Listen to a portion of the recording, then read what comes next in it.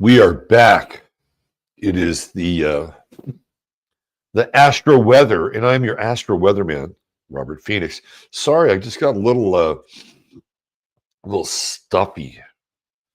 All of a sudden, it just got stuffed up. I did about 3 heavy sneezes in a row, and now I'm a little congested. The light here is kind of interesting. I'm in this new space, and of course the seasons are changing, and theoretically the sun is shifting. So as a result of that, it's not always going to look the same here, especially when the days and the mornings are bright like they are now. So how long I'll be here, I don't know. Just depends.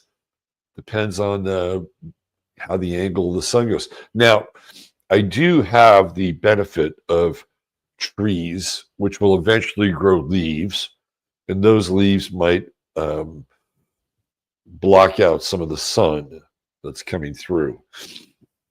So anyway, there you go. That's the update. That and all of a sudden this weird stuffy nose I got just before the show. I wonder if I'm allergic to peachy. I wonder if I might be allergic to my cat now. I don't think so. By the way, everybody who's been asking about Jasper, he's fine. So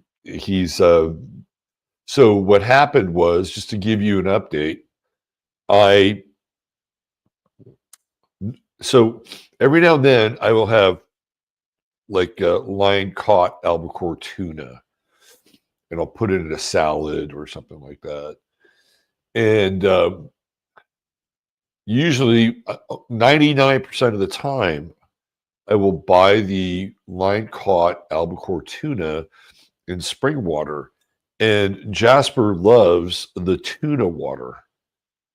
And this time I mistakenly had bought the same tuna with oil, and so instead of the water, I gave him the oil, and I didn't really think much of it until later when it did a number on his gallbladder, and he just couldn't take care of business. So that was the problem, and he was in a lot of pain, and needless to say, he had to have a little kitty enema to unclog the damage. And it was a very interesting experience because, first of all the vets, I must have called at least 6 to 8 different vets, and none of them could take him that day. Couldn't do it. And I found this emergency vet in Dripping Springs, which is just outside of Austin. And one of the things that I determined, or how would I say this? One of the things I discovered was that, and I don't mean this to sound crass, but it was kind of a bit of a startling realization that when you go into a vet and you bring your animal and your animal's not doing well, you're in a state of vulnerability. And whether or not the vets are conscious of that and aware of that and prey upon that, that's another story altogether. But when I went in there, they said, okay, well, we can do this, and we can do this, and we can do this, and we can do this, and we can do this. And this was, okay, we're going to give him an x-ray, which I thought was, appropriate, like what's going on inside of him. I'm good with that, right? But then the x-ray was there was another level of x-ray, and then that x-ray would go out to some third party, and the third party would examine the x-ray, and then they had a regular blood panel, but then they could do all these other blood panels on top of those blood panels. And it was all of a sudden now they've got all these different things lined up for him, plus the dealing with his kind of impacted intestines or whatever, right? And I said, okay, well, how much is that going to cost? And they said, oh, it's going to be $1,050. I'm like, whoa, you got to be kidding me. And I thought to myself, okay, well, what's really needed here? Well, what's really needed is the X-ray. Let's find out what's going on, right? The X-ray, and then let's skip the blood work. We don't need that right now, and give him, the little anesthesia and the kitty enema, and then let's see where we're at. If it's worse, then I'll come back and we'll do more, right? Yeah, part of it was me not wanting to pay $1,000. I'm going to be honest, right? I didn't want to pay $1,000, so I want to pay, a little more than half of that, but still, nonetheless, it was like really expensive can of fucking tuna oil on my part, which is live and learn, right? But and I just thought to myself, when people bring their animals to vets, they're really vulnerable, and and maybe the vets, in their mind are thinking, we're doing this person and this animal a service, but it almost felt like this egregious kind of upsell in that moment and taking advantage of like a pet owner's vulnerability. It was just weird. It was weird. And I'm just glad I kind of thought through it and said, okay, this is what he really needs. Let's just get down to what he needs. It was fine. It was fine. So I don't know if you have ever experienced anything like that with pets before, but it was a little shocking in some ways. It felt kind of like, I know they had good intentions, but I also felt like I was being played because of my quote unquote emotional state. Anyway, so no extra oil for pets, like when an egg is cooked and all of that. No, that's fine. This is not his problem. The problem is that the oil that they use in tuna fish is usually like soybean oil, right? So it's not oil, it's the type of oil, and that was a problem. So anyway, that was just my experience, and he's fine, he's good. $600 later, he's pooping like a champ. All right, who do we got here? DJ MC, Mike Girl, Sister Nino in the house. Julie Sunshine 333, DJ Pebblestone checking in from New York. We got Seeger giving us the latest Michael Jackson mini disc on the open market value trend. Jackie Delario is here. Barbara Boots, you're looking inky. You got a little bit today. Oh, but it's nice. 3-hour project. Yeah, he's a big dog, big boy. Lena Winkler, sunny and lovely. Misbehaving too. Sunny and cold. Darling, 51 and cloudy. San Antonio. We got bright skies here. Oh, yeah. Yeah, I got more news. I'll share that later, though. Christina Jerzyk, what's happening, CJ? Let's see, Janice Phillips in the house. Tom Jordan, literally in the house. Kelly B. Christine Mose. Look at that. We got a sweet Woodruff checking in from Plano. Joan S., the lovely and talented one. Saving Austin, one tooth at a time. Soul Traveler. Meow, meow. There's my man Steve Thor at the door. Yes, the week begins. Some of you are wondering where our guy Ryan is or was. Well, he'll be rejoining us tomorrow. We look forward to for the return of our good friend Ryan. Susan's here. My Endless Road. That sounds like a country song. Liddy Lou. Speaking of country, 44 degrees in the McKinney area. Laura E., I guess JD Vance is going into Vermont, Warren, Vermont. Go get him, JD.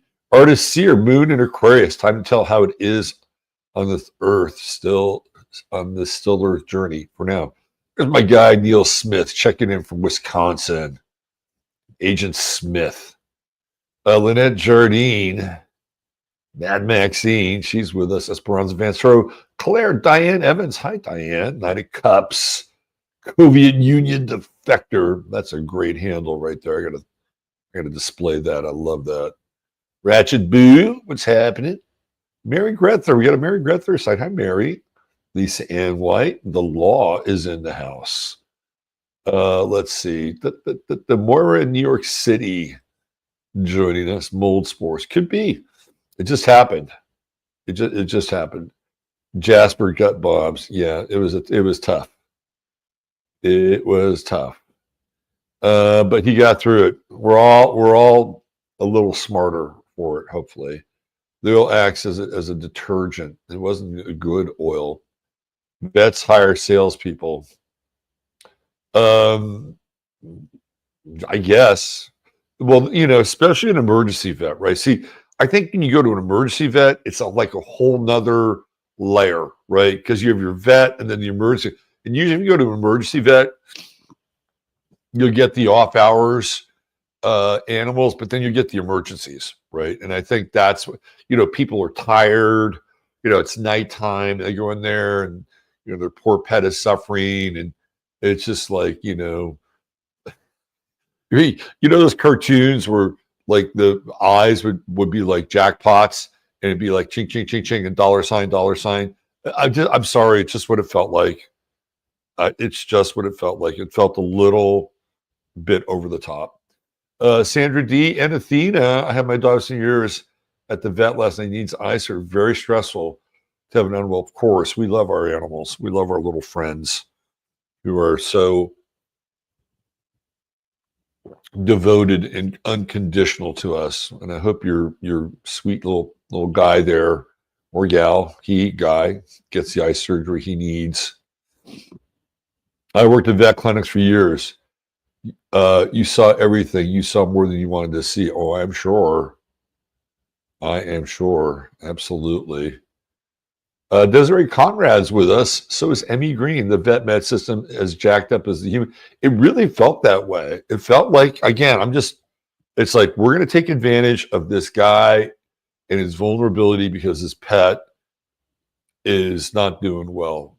We'll order a bunch of stuff that he probably doesn't need. And anyway, enough about that.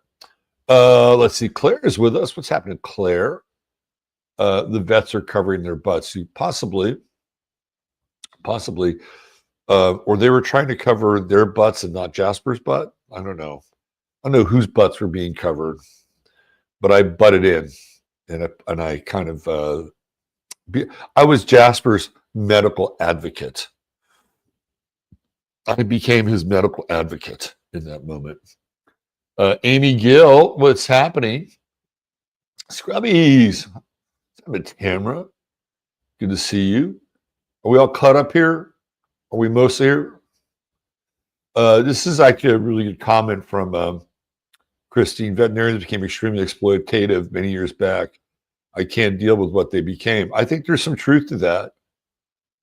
I feel like there's some truth to that. Jardison, Grand Rising back. Bliss Lee. Hi, Bliss Lee.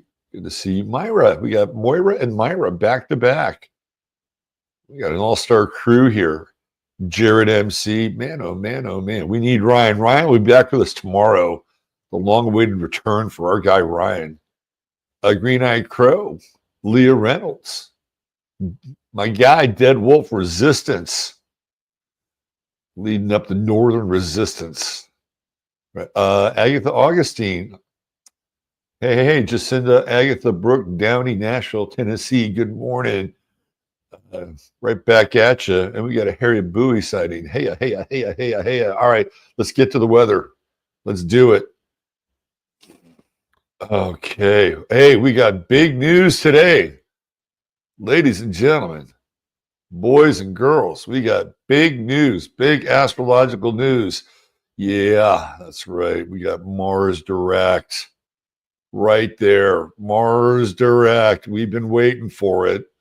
The crab is now lurching forward. And right on the money today, right on top. I don't know about the money.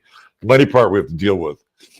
But right on time today, my septic guy and the city inspector are coming out to look at the relocation of my leach field in the backyard.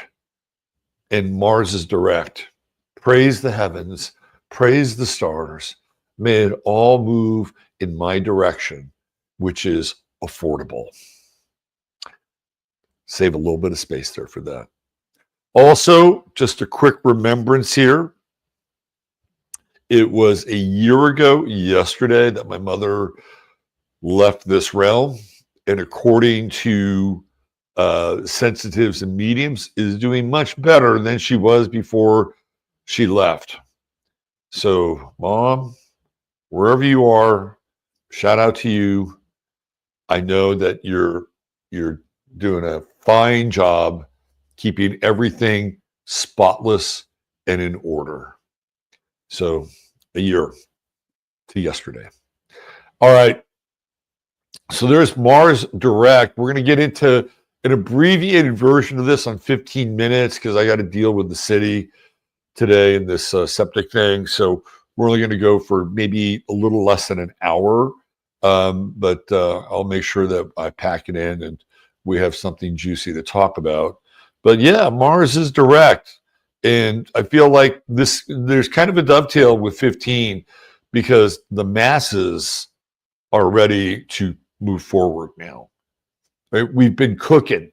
We've been cooking for the last, almost month. We'll call it almost a month. Trump came in on the 20th. This is the 25th. I guess they started Doge up about 5 days after Trump came in. That's about a month's worth of going into the bowels of the government and its spending, which is a total Mars retrograde moment led by Mars retrograde Cancer moment, led by a Cancer Elon Musk, right? So now what happens? Now what happens after we've seen literally billions of dollars either being completely wasted, hijacked, stolen, appropriated, whatever term you want to use, how is that going to affect people? Now, they're saying that, well, we found all this corruption and all this money going in all these different places and directions where it shouldn't have gone, and you're going to get a $5,000 check. How do you feel about that? Do you feel like $5,000 is enough? I don't know. I'm not sure it's enough. Because let's have an honest conversation here. We've been ripped off. Our government and the people in Washington, D.C., who've been getting filthy fucking rich, either from insider trading or from all of this campaign financing, which they get to keep, by the way, and of course, anything else along the way that comes into their coffers, they have been getting obscenely wealthy while the rest of America has seen their purchasing power go down and to the left, not up and to the right, right? Down and to the left or down and to the right, I guess if you're going that way, not up and to the right, down and to the right. But this is what's been happening. And I wonder how people really feel about that. Like, when is the shock going to set in? Because so much is happening. Like every day there's something new. Like yesterday, Macron chastised Trump and the media is trying to make a big deal out of it. And Trump didn't know what to do when he was put in his place and blah, blah, blah, blah, blah, blah, blah, blah, blah, right? But really the big story is the ripoff. And the Pentagon hasn't even been audited. The Fed hasn't been audited. I guess they're ready to go in on Fort Knox, by the way. If you don't have some gold, I'd highly recommend you get some. It's about $2,900 an ounce now. Even if you get an ounce, based on some estimates, if things go the way they are going to go, based on some estimates, that ounce of gold could be worth $290,000. I'm not shitting you.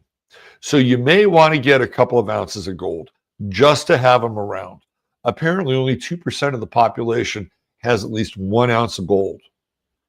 Keep that in mind as well. The great thing about gold, it's compact. It is compact. It's not like silver. We love silver. Silver's fun, right? Silver's affordable, but you got to have a lot of it. Gold, 1 ounce. 1 ounce is a concentrated dose of the future. So we're just wondering now what's going to happen with Mars retrograde. Now, for you personally, it's a time to move things forward. Hey, look at the timing. Here comes the septic tank issue. Hey, look at the timing.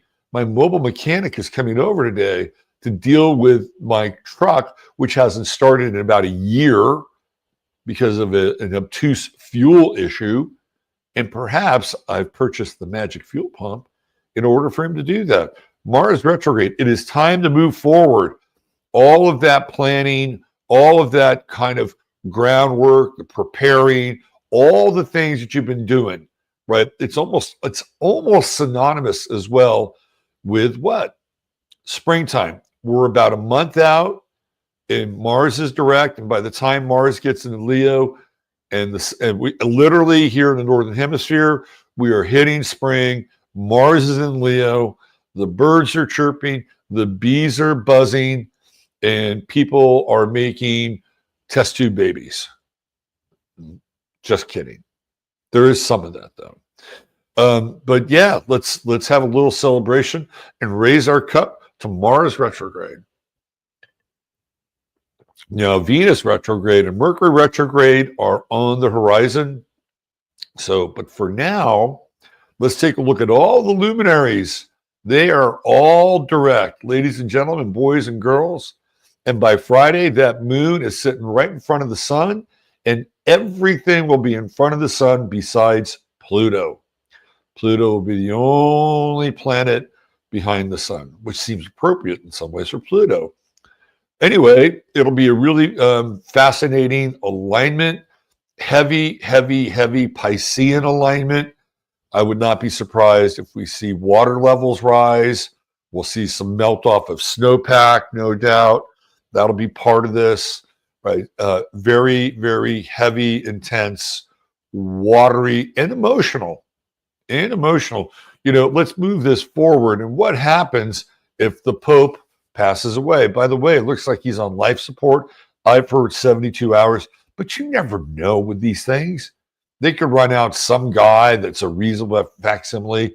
In fact, I think Jonathan Price is still around, and he could do a nice fill-in job for the old Pope, right? And at a distance with a mask on, waving to the people. How the fuck would they know? They wouldn't really know. But if it's true that Monsignor is having a double pneumonia in each lung, it's a little sketchy. So we move that moon forward. And what happens if we have the passing of a pope with all of this Piscean energy? Well, of course, there's going to be speculation. Well, this is prophecy. This is the last pope. This is the fall of the pope in the end times, and what comes next and who comes next, right? They'll go through their conclave. It'll be interesting to see what happens, right? This thing has been going on for a very long time. So keep your eye on the moon, especially when it comes to this balsamic phase. It's almost there now, but over the next 24 hours, as it creeps closer and closer to the sun on the back end, I think we'll be able to get a better gauge on Mr. Popey and see what's happening there. And by and large, though, I think if that does happen, it will send emotional shockwaves through the Catholic community. And whenever something happens with the Pope, even if you're not Catholic, it is a kind of a world grabbing event, right? And there's generally, some degree of emotion behind. I mean, I'm not going to get emotional. Like, honestly, this is not meant to cast aspersion upon any Catholics here. But frankly, I could give two shits about the Pope. I've never been a Pope guy. I dig the car, but other than that, I think it's an institution that has outlived its usefulness probably by about, 1,000 years maybe. And even when they were much more active in the affairs of everyday life and governance, in Europe throughout the Renaissance and after the Renaissance. I mean, and even the Middle Ages. I mean, how useful were they, especially when you could become a pope from a very rich family like the Medicis, and not just rule over commerce but religion as well. That's a whole different story, right? So there's this interesting moon coming in here, balsamic in Pisces, and letting go, right? What are we letting go of with this balsamic moon? There is a sadness. I do believe there is a bit of a sadness here with that balsamic moon in Pisces. But remember, it is an immutable sign. So, it's I think a rapidly passing sadness or a rapidly passing grief. It's kind of like having a really good cry. And once the cry is over, there's kind of a sense of feeling, a bit renewed, right? And that's coming with this new moon in Pisces. But this balsamic moon feels very cathartic in a lot of ways, and also a little bit conflicted because we're dealing with a square with Jupiter. And that now that Jupiter's direct too, it's like, well, what does that look like? Well, yeah, I mean, this thing is tragic, or it is intense, or there is a great deal of feeling. But on the other side of that, there's also the potential for this, which is what we get with Jupiter. So it's almost like I wouldn't call it double jeopardy, but it's more like two things can be equally true. There can be sadness, there can be grief, there can be a sense of loss. But on the other hand, there's also a sense that maybe this is a time for something new, a new beginning. And let's call this in some ways, right? In some ways, this is going to be the echo of the beginning of spring with this new moon in Pisces. Now, of course, we won't officially be there until we get to Aries, and then the new moon in Aries, and everything is sprouting. The light and the life returns, blah, blah, blah, blah, blah. But we're going to call this a little bit of a new beginning here when that moon is new, because in a lot of ways, right, what's it going to do? It's going to hook up with Mars, which is the ruler of Aries. And of course, Aries is the determinant of springtime. So we're going to get an early spring with this. And I know people are saying, early spring is 25 degrees here. Give yourself about 3 days, and you're going to see what I mean. And we're going to have snow melt. That's going to happen. So we're going to get the signs of an early spring. Now, I don't know what happened to the groundhog on Groundhog Day. I wasn't paying attention this year. Have they done it yet? Has Groundhog Day happened? And I guess we'll find out. All right, what else do we have cooking? The sun is coming into a trine, bit of a stronger trine with Mars. So again, what's happening? We're starting to pick up some vitality here. Mars is moving forward. The sun is coming up here and starting to trine Mars. And we can invest our emotion in projects and in, what's the word I'm looking for?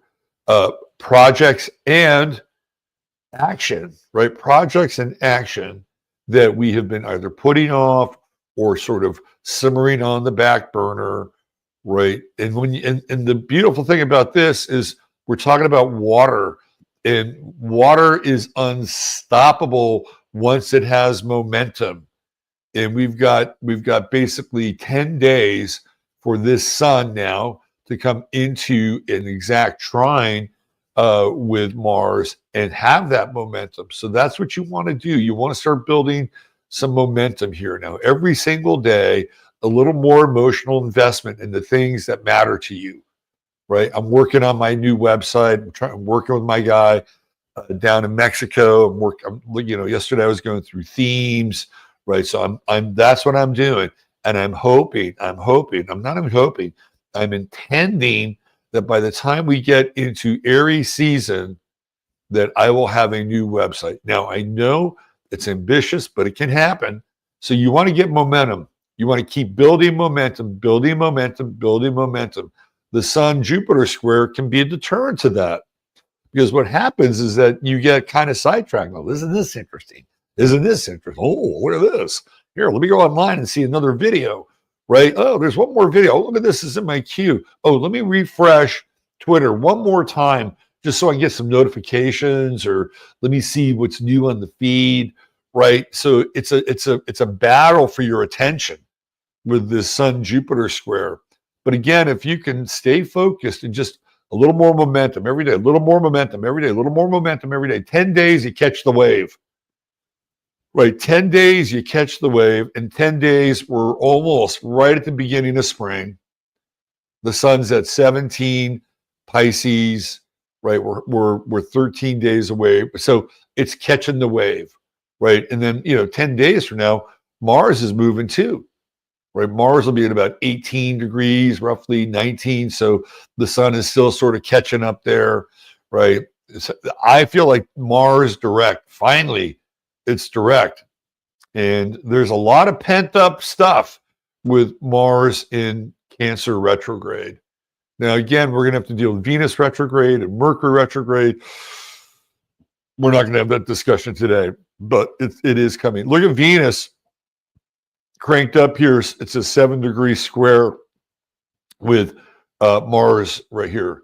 And Venus in Aries is, I want it now, I want it now, I want it now. And Mars in Cancer is like, well, if you could just wait until I get into Leo, yeah, we can make that happen. And Venus is like, no. By the time Mars gets into Leo, I'll be in Pisces and I won't want it anymore.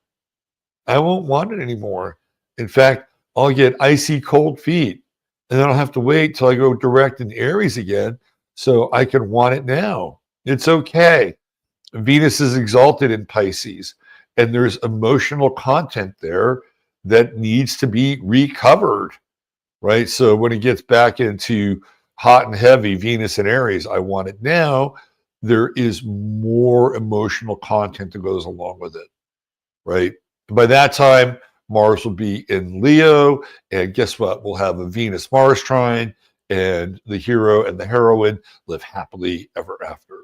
I saw this video yesterday, brilliant video, and it was this woman, some of you might have seen, a young woman, talking about what happens with women when they get married. Man, this thing, I got to tell you, it is about 3 minutes of the most hardcore fucking truth I've ever seen around women and young women now, okay, and how they objectify their wedding. It's like their big day. They've been planning it all their lives, right? They get all this attention. They get the bridezillas. It's like it's a big deal, really big deal, right? So then they have this wedding, and they meet some guy who's like a decent guy, right? Who put a ring on it, and they have this thing, and then after it's all done, all the serotonin, and all the endorphins sort of, get back down into normal everyday levels, and there's a letdown because it's no longer this special day, and there's no longer this buildup, and there's no longer sort of this, fete moment, right? And then she thinks, well, how do I get my kickback? Well, she becomes pregnant, and it all starts up all over again. And then there's the posts on Facebook, and there's the this and the that, and she becomes, the attention, the light of attention is shined upon her by her friends, and there's the baby shower and the reveal, and it starts up all over again, right? And then she has the baby, and then what? She's kind of back down in this trough again, right? And then she looks around and she goes on Facebook and she starts to objectify her baby, and there's all the baby pictures and the kid pictures and the this and the that, the this and the that, the this and that, right? But then that fades away. So then what happens after that? Does she have another baby and start the cycle all over again? Perhaps. But each time it happens, it's kind of less. And then eventually what happens is that her friends start to get divorced. And then once they start to get divorced, they see that she's still hanging in there with her marriage, but she starts to hear the chatter, the whispers, right? And all of a sudden, her husband, who has to, work extra hard and can't be there, now all of a sudden he's a narcissist, right? And boy, you got to get rid of the narcissist. Then eventually what happens, she winds up divorcing her husband, and she starts putting pictures of herself on Facebook and living my new best. I mean, this thing is fucking mind blowing. And it's by a woman. I'm not making it up. Right. And in some ways, like this is the dilemma between Venus and Mars right now. This is what the dilemma is, right? This is the endorphin hit, right? This is the endorphin hit, and it's squaring Mars. So there's this dynamic tension. It's funny. There's a guy that I'm training with, and so he tells me about his personal life and stuff like that. And he says, "Yeah, man, there's this girl. She's really interested in me." Oh, cool. And he's going on. I said, and he knows about astrology too. I said, Venus is going retrograde, right? He says, what? I said, yeah, Venus is going retrograde. Oh, shit. I said, yeah. And I said, what's her sign? Well, she's a Cancer with a Virgo moon and a Libra rising. Oh, so that means Venus is in Aries in her 7th house. And it's going to go retrograde into Pisces in her 6th house. If I were you, I would play this really slow. You can just see the look on his face. He went from being exuberant to, wah, wah. I'm just saying, take your time. Take your time. What else we have here? Mercury is in Pisces, and it's sextiling Uranus and Taurus, which is good. Like, it's innovative. And it's innovative based on what? Imagination. Mercury in Pisces is imaginative. And today we have a Mercury-Saturn conjunction. Some people may say, well, that's Cazimi. We've got a Cazimi going on here today, right? So which one cancels out which? Does Saturn sit on Mercury and give you heavy and hard thoughts? Or does Mercury enliven Saturn and bring kind of an interesting slice of dialogue to somewhat staid affairs? Well, let's just hope today that the somewhat staid affairs go harmoniously when it comes to my septic tank. Fingers crossed. There we go. We'll take this. Now the square with Jupiter, we'll see. In any case, Mercury and Saturn together, they're real. They're keeping it real, right? The sextile to Uranus is, guess what? There could be another option. There could be a different alternative. There's always a third option. Remember that. There's always a third option. Today's Ceres has just moved into Pisces. Again, when you're dealing with a septic tank, that's not a bad thing. I'll take it. I'll take that Ceres in Pisces. And so what are we nurturing here? We're nurturing our dreams, right? Pisces is all about the dream. What's your dream?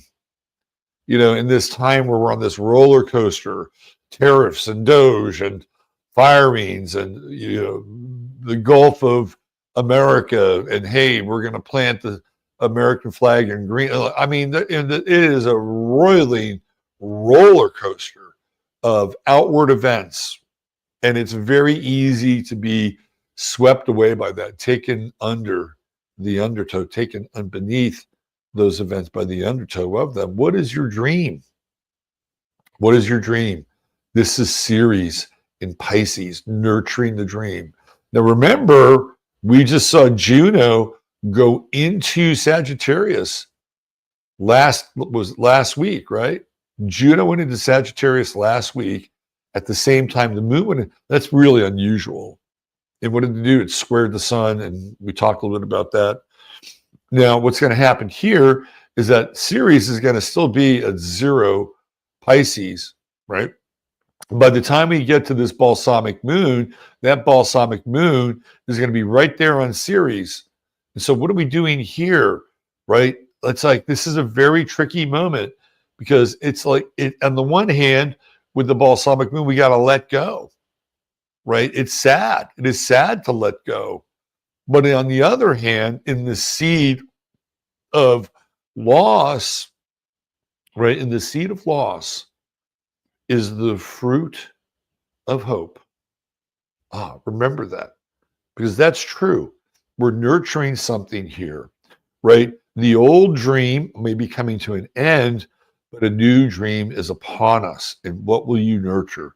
And when this moon goes into Pisces, brand new, you're literally watering the grounds of your new dream. Think about that. What is your dream? What is your dream? What would you love to experience? Some people have very realistic dreams. Other people have fantastic dreams. And I'm not going to put a judgment on either one, right? I'm not going to put a judgment on either one. So this is a very interesting time. And this moon in Aquarius, because it's also conjunct Pallas, and we're looking at which way the winds are blowing. I mean, literally, which way the winds are blowing. And can we do this? Are our dreams still on the table? I say they are. Absolutely. Moon conjunct Pluto today as we speak. And look at what it's doing. We got all these sextiles going on over here. We got a trine going on over here. And I would say, get excited, get fired up. And even when the moon goes balsamic, it doesn't necessarily mean you have to be down in your cups. All you're doing is letting go of the parts of the dream that aren't feasible. They don't work, right? And your reality will be the feedback loop from that. So keep that in mind. By and large, the populace is somewhere between, I don't know. It's mostly going to I know, I kind of do know, but when this moon goes new, the populace is going to be heavily invested in Pisces, and so we'll have a tremendous amount of potential to kind of forgive and surrender and move on, or there's a tremendous potential for people to look for scapegoats in their life.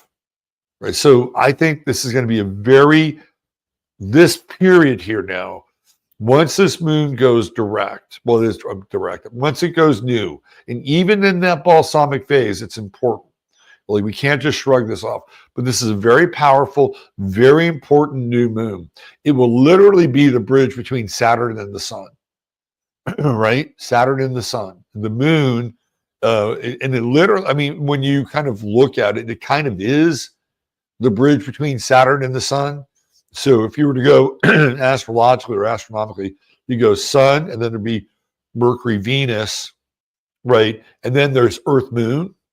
And then on the other side of the moon, you get Mars, Jupiter, and then you get Saturn. So the moon is literally going to be in the midpoint between Saturn and the sun, right? And it is the arbiter of the dream and what's possible and what's real, which is Saturn, and Mercury, which is this is how you go about doing it.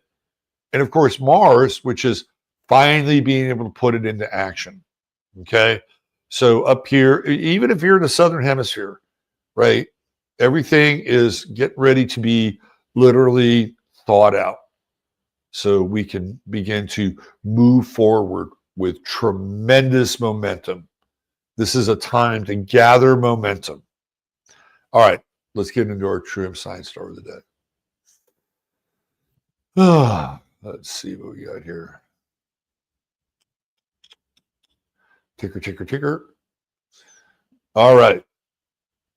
Today's a fun one. Today is a very fun True Hemp Science Star of the day. And of course, True Hemp Science is your number one stop for all things CBD, and absolutely love the products. If you haven't tried them, please go to their website. It is some of the best CBD you will find. And I know there are a lot of places you can get it. There are a lot of people who have CBD sponsorships, but there's only one Chris. And Chris is our crazy alchemist that lives in Austin. And True Hemp Science was voted the number one source for CBD in Austin in 2024. Thanks in some part to some of you who reached out and voted for that to happen. But there are a lot of people in Austin who voted for it as well. So all you got to do is spend $100 or more, type in 15MINS, you'll get the goodie bag. It's like the Whitman Sampler CBD.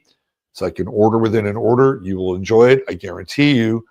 You'll also get $150 gets you free shipping, and there's always a 30-day money-back guarantee. TrueHempScience.com, your one-stop shop for everything CBD, including pet sounds for your pet.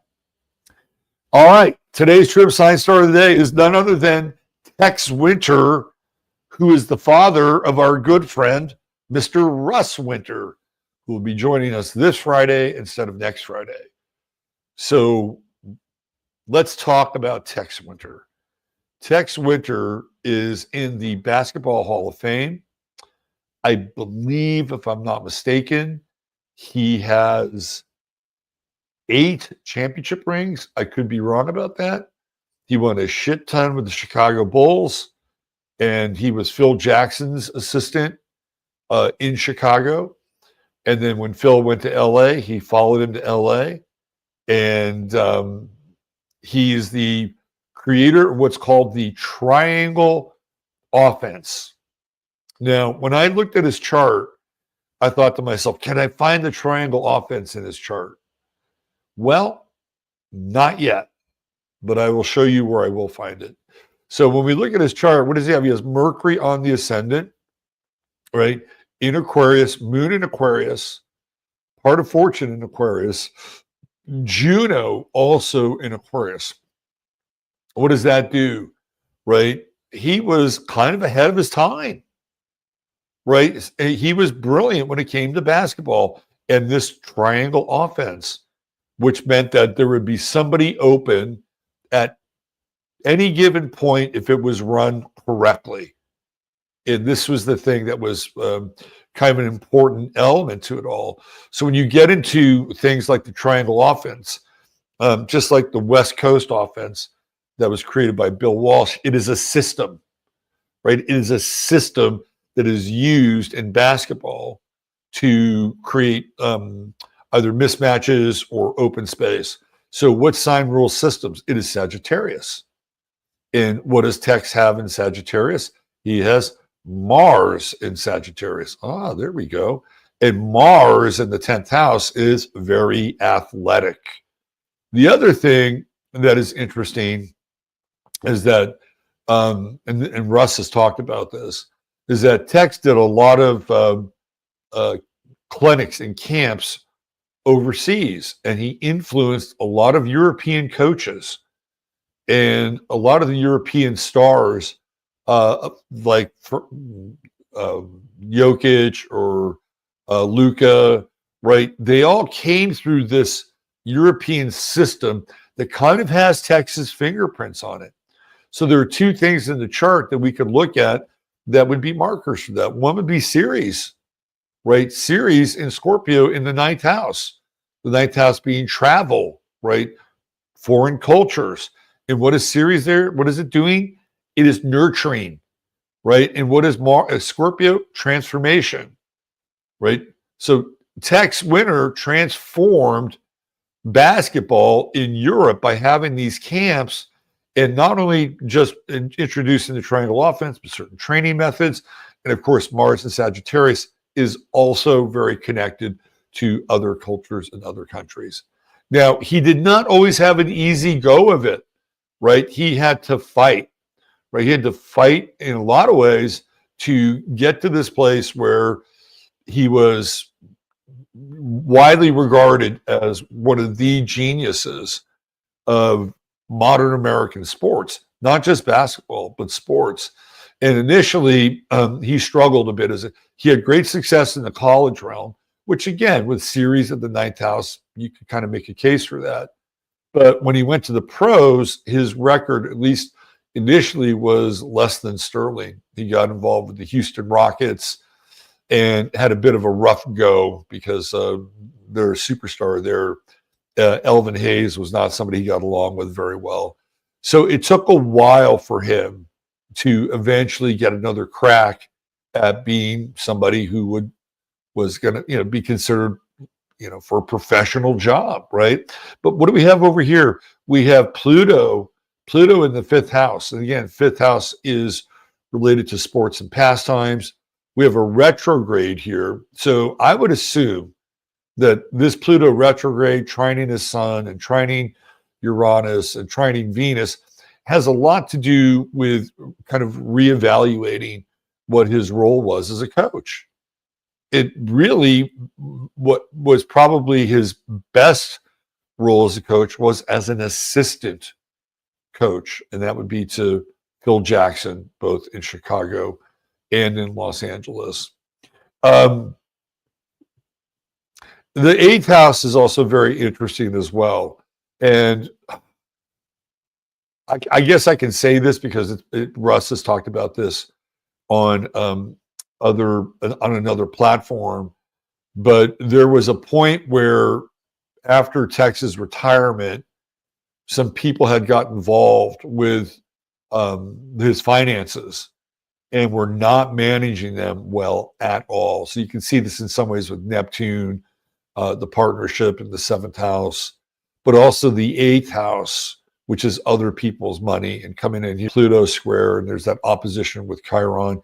And it wasn't until Russ stepped in and kind of righted the ship and plugged some of these kind of leaky cracks in the Winter household's financial affairs that something was able to be,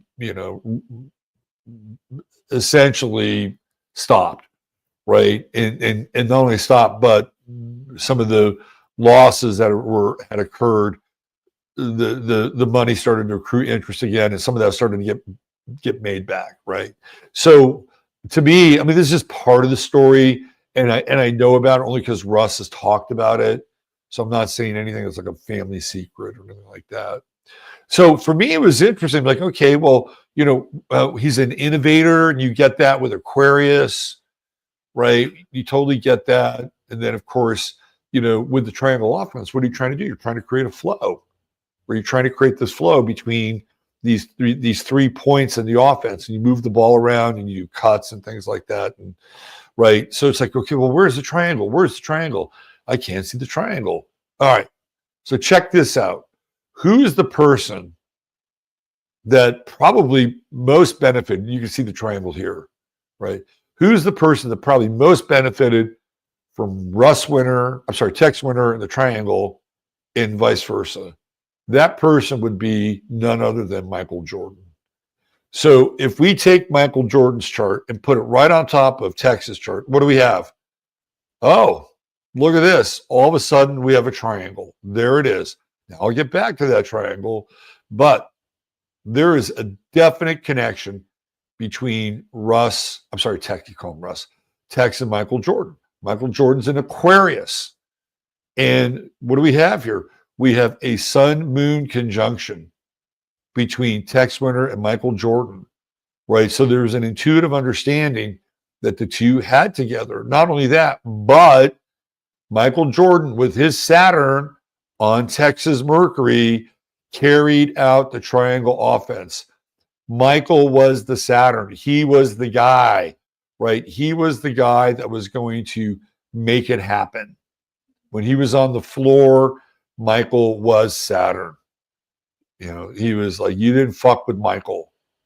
Like, he was the dominant. So literally from Tex's brain to Michael Jordan's authority on the court, he's able to carry it out. Now, let's get into the triangle, right? Remember, I couldn't find the triangle, but when we bring Michael Jordan's Mars right in here on Tex Winter's descendant, what do? We hook up the triangle. There's Mars right there. What's it do? Michael has the moon in Sagittarius. Tex has Mars in Sagittarius. Kind of a wide conjunction there, right? And so we have this Mars conjuncting with Michael's moon, Michael's Mars, Tex's Neptune, blending together, right? Coming up here, trining the moon, and coming down here and trining Tex's Chiron. Chiron trining Texas Chiron trining Michael's Mars. There's your triangle right there. Literally, it's a grand trine, and it is the triangle offense. And this is the guy. Look, he always had the triangle offense, but without Michael Jordan, it does not become activated. Now, over here, you're going to find Phil Jackson and you're going to find Kobe Bryant because they are Virgos, right? They're Virgos. And Kobe is right here. Like his sun is at zero Virgo, right? Right on Regulus. And in this regard, it is connected to Tex's vertex, the vertex, which means he's going to learn again more about who he is through whomever's planet, in this case, Kobe's sun, is conjuncting his vertex. Where's Michael's vertex? It's up on his Mars, Texas Mars. So again, these two superstars are connected through the vertex, right? And even Mars over here, which in some ways isn't the most ideal placement for Mars. Remember, this is Libra's house. But in a partnership, a working partnership, in an athletic partnership, you want Mars over there. This is exactly what you want, right? Mars now has a function. It has a function. And of course, Michael's Venus and also, Michael's Chiron comes in and is part of this yod with Texas Neptune. Very interesting.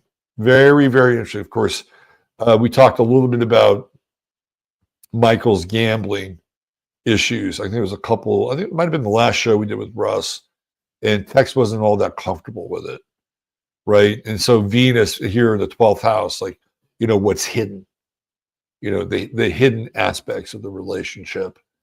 But, what we know and what we can see is the fact that the two of these men together created the system of basketball which propelled the Chicago Bulls to all those titles, perfected it, took it to LA. Kobe's son is over here, right on Texas vertex. We got Phil Jackson hanging out in the 7th house. And ladies and gentlemen, that's how astrology works. Right there. Connection, connection, connection, connection, triangle offense. All right. That's your True Hemp Science star of the day. The father of our good friend Russ Winter, who will be with us on Friday, rested and rejuvenated from his 14-day stay in Egypt. Got to say, I'm a little envious about that. So perhaps we'll see a more mellow side to Russ on Friday. I wouldn't necessarily count on it. But however he shows up, we love him and we appreciate what he brings to the table. All right, that's it for now. Thank you for being here. Chattoria, as always, you're the best. Mons, thank you. Hit subscribe, thumbs up. If you bought me a cup of coffee, thank you for that. I appreciate that. You can always do that as well. Since I've been demonetized here on YouTube since the 2010s. And that's about it. I am going to announce for this weekend over on Locals. I will be doing a webinar this weekend on Locals. We'll be looking at the upcoming retrogrades. And then after that, we'll be doing another one on the upcoming eclipses. All right. Thank you, everybody, for being here. Have a blessed day. Take good care.